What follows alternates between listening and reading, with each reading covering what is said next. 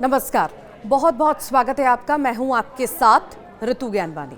आज संसद में कुछ बड़ा होने वाला है। देश की संसद में कुछ ऐसा होने वाला है जिसके बाद किसी का टाइम आएगा तो किसी का टाइम जाएगा। हम बात कर रहे हैं देश की सबसे बड़ी और ताकतवर मुस्लिम संस्था वक्फ बोर्ड की, जिसका वक्त बदलने वाला है। वक्फ संशोधन बिल मोदी सरकार के तीसरे कार्यकाल का सबसे अहम बिल है। केंद्र सरकार ने इस बिल को आज ही पास कराने की पूरी तैयारी कर ली है। वक्फ बिल पर लोकसभा में 8 घंटे की चर्चा चलेगी, जिसमें 5 घंटे का समय एनडीए को दिया गया है और इन 5 घंटों में से 4 घंटे बीजेपी के लिए है। और एक तरफ जहां केंद्र सरकार वक्फ संशोधन बिल को आसानी से पास कराना चाहती है, तो विपक्ष की कोशिश है कि किसी तरह से सरकार के इस एजेंडे को फेल किया जाए। इसके लिए एनडीए और इंडिया अलायंस दोनों ने ही अपने अपने सांसदों के व्हिप जारी कर दिए हैं।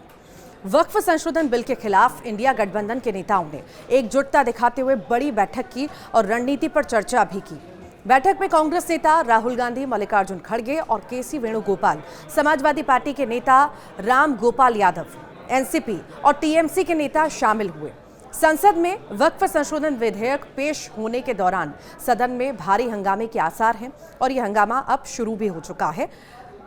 केंद्र सरकार का तर्क है कि इसके जरिए वो वक्फ से ही जुड़ी संपत्तियों को बेहतर प्रबंधन सुनिश्चित करेगी। वक्फ बोर्ड को लेकर संसद से लेकर सड़क पर प्रोटेस्ट देखने को मिले।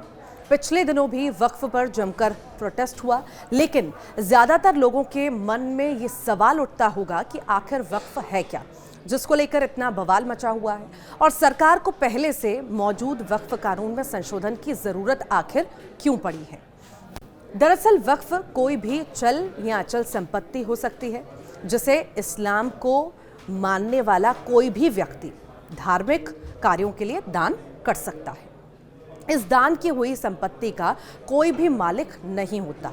दान की हुई संपत्ति, इस संपत्ति का मालिक अल्लाह को माना जाता है, लेकिन उसे संचालित करने के लिए कुछ संस्थान बनाए गए हैं। कोई भी मुस्लिम व्यक्ति जो 18 साल से अधिक उम्र का है, वो अपने नाम की किसी भी संपत्ति को वक्फ के हवाले कर सकता है। वक्फ की गई संपत्ति पर उसका परिवार या कोई दूसरा शख्स दावा नहीं कर सकता। वक्फ की संपत्ति का संचालन करने के लिए वक्फ बोर्ड होते हैं। ये स्थानीय और राज्य स्तर पर बने होते हैं। उत्तर प्रदेश, बिहार जैसे राज्यों में अलग अलग शिया सुन्नी वक्फ बोर्ड भी हैं। राज्य स्तर पर बने वक्फ बोर्ड इन वक्फ की संपत्ति का ध्यान रखते हैं। संपत्तियों के रखरखाव, उससे आने वाली आय आदि का ध्यान रखा जाता है। केंद्रीय स्तर पर सेंट्रल वक्फ काउंसिल राज्यों के वक्फ बोर्ड को दिशा निर्देश देने का काम करती है। देश भर में बने कब्रिस्तान वक्फ भूमि का हिस्सा होते हैं। देश के सभी कब्रिस्तान का रखरखाव वक्फ ही करते हैं। देश भर में करीब 30 स्थापित संगठन हैं जो उस राज्य या केंद्र शासित प्रदेश में वक्फ संपत्तियों का प्रबंधन करते हैं। इन्हीं संगठनों को वक्फ बोर्ड के नाम से जाना जाता है। भारत में 30 वक्फ बोर्ड हैं, जिनमें से अधिकांश के मुख्यालय राज्यों की राजधानियों में हैं। जो लोग वक्फ की पेचीदगी को नहीं समझते, वो इस बात को एक लाइन में समझ लें कि वक्फ उस जाल की तरह है जिस जाल में देश पिछले कई दशकों से फंसा हुआ है। आइए अब आपको सिलसिलेवार तरीके से बताते हैं कि पुराने वक्फ को बदलने की क्यों आखिर जरूरत पड़ी है, वो कितना जटिल है। दरअसल पुराने वक्फ बिल में वक्फ किसी भी प्रॉपर्टी पर दावा कर सकता है। वक्फ के दावे पर आसानी से सुनवाई नहीं हो सकती।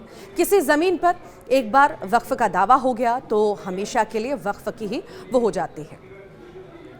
वक्फ की संपत्ति से होने वाली कमाई से गरीबों, महिलाओं का भला नहीं हो सकता।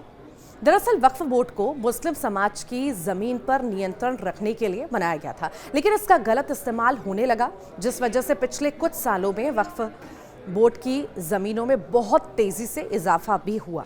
आपको ये जानकर हैरानी होगी कि देश में रेलवे और सेना के बाद जमीन का तीसरा हिस्सा वक्फ बोर्ड के पास ही है।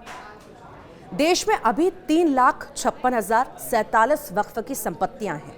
इनमें अचल संपत्तियों की कुल संख्या 8,72,324 और चल संपत्तियों की कुल संख्या 16,713 है। इन्हीं पेचीदगियों की वजह से केंद्र सरकार ने वक्फ बिल में बड़ा बदलाव किया है। आइए समझते हैं कि ये बदलाव आखिर क्या है। पहले किसी भी संपत्ति पर दावा कर देने से संपत्ति वक्फ की हो जाती थी, यानी किसी जमीन के आप मालिक नहीं हैं, कागज नहीं है आपके पास, फिर भी अगर धार्मिक कार्य के लिए इस्तेमाल करते हैं जमीन तो वो डिक्लेयर कर देने भर से वक्फ की प्रॉपर्टी हो जाती है। लेकिन अब ये प्रावधान हटा दिया गया है। वही व्यक्ति वक्फ कर सकता है जो सचमुच इस प्रॉपर्टी का कानूनी ऑनर हो और जो कम से कम 5 साल तक इस्लाम को मानता आ रहा है। यानी वक्फ के नाम जमीन करनी है, वक्फ प्रॉपर्टी घोषित करवाना है तो अपनी जमीन को करवाओ, किसी दूसरे की जमीन को नहीं। इसके अलावा पहले ये होता था कि वक्फ बोर्ड के पास किसी भी संपत्ति को वक्फ घोषित करने का पावर था, यानी वक्फ बोर्ड जिस पर हाथ रख दे वो प्रॉपर्टी उसकी हो जाती थी। लेकिन अब इस प्रावधान को हटा दिया गया। वक्फ बोर्ड के नाम पर जमीन की लूट इससे बंद होगी, सारी मनमानी खत्म हो जाएगी।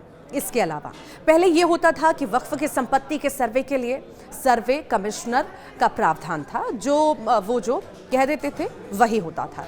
लेकिन नए बिल के बाद अब डिस्ट्रिक्ट कलेक्टर के पास ये पावर होगी कि वो स्टेट रेवेन्यू कानून के मुताबिक सर्वे कराए। पहले ये होता था कि वक्फ बोर्ड में केवल मुस्लिम मेंबर ही हो सकते थे, लेकिन अब ये होगा कि गैर मुस्लिम भी बोर्ड में मेंबर हो सकते हैं। पहले कुछ विशेष परिस्थितियों में ही वक्फ ट्रिब्यूनल के फैसले में हाईकोर्ट का दखल रहता था और अब 90 दिन के अंदर वक्फ ट्रिब्यूनल के फैसले को हाईकोर्ट में चुनौती दी जा सकती है। पहले ये होता था शिया और सुन्नी मुसलमानों के लिए अलग से वक्फ बोर्ड होता था, लेकिन अब मुस्लिमों में बोहरा और आगा खानी समुदाय के लिए भी वक्फ बोर्ड रहेगा। केंद्र सरकार ने पिछले साल 8 अगस्त 2024 को ये बिल लोकसभा में पेश किया था। बिल के आने के बाद विपक्ष ने इसका जमकर विरोध भी किया, जिसके बाद इसे जेपीसी को भेज दिया गया था और जगदंबिका पाल की अगुवाई वाली जेपीसी रिपोर्ट के बाद इस बिल को कैबिनेट से भी मंजूरी मिल चुकी है और आज यही बिल लोकसभा में पेश होने जा रहा है। लोकसभा की बात करें तो यहाँ एनडीए का बहुमत है। सदन की वर्तमान स्ट्रेंथ 542 सांसदों की है और भाजपा के 240 तो एनडीए के 293 सांसद हैं। इसी बहुमत के कारण 272 का जादुई आंकड़ा पार करना सरकार के लिए काफी आसान है। दूसरी ओर विपक्ष की सबसे बड़ी पार्टी कांग्रेस के पास 99 सांसद हैं, वहीं इंडिया गठबंधन के सभी सांसदों की संख्या 233 है। चंद्रशेखर, रावण, शिरोमणि, अकाली दल के सांसद और अन्य कुछ पार्टियां हैं जो किसी गठबंधन के साथ नहीं हैं। टीडीपी और जेडीयू ने इस बिल पर समर्थन दे दिया है। टीडीपी ने कुछ सुझाव सरकार के समक्ष भी रखे थे, जिसे शामिल कर लिया गया है। तो वहीं जेडीयू ने कहा है कि वो संसद में अपना पक्ष सबके सामने रखेंगे। हालांकि जेडीयू के सुझाव भी माने जा चुके हैं। लोकसभा में इस बिल पर चर्चा के बाद बिल को पेश किया जाएगा। वक्फ बिल पर चर्चा भी होगी, ऐसे में हंगामे के खूब आसार हैं। पक्ष और विपक्ष दोनों आमने सामने होंगे। वैसे संख्या बल के आधार पर देखा जाए तो उम्मीद है कि केंद्र सरकार लोकसभा में ये बिल पास करा लेगी। अब देखना होगा कि आखिर कितना हंगामा इस दौरान होता है। चूंकि बिल पेश हो चुका है, हंगामे के आसार और ज्यादा हैं। आमने सामने पक्ष और विपक्ष है। शाम तक क्या होता है ये देखना बेहद ही महत्वपूर्ण होगा।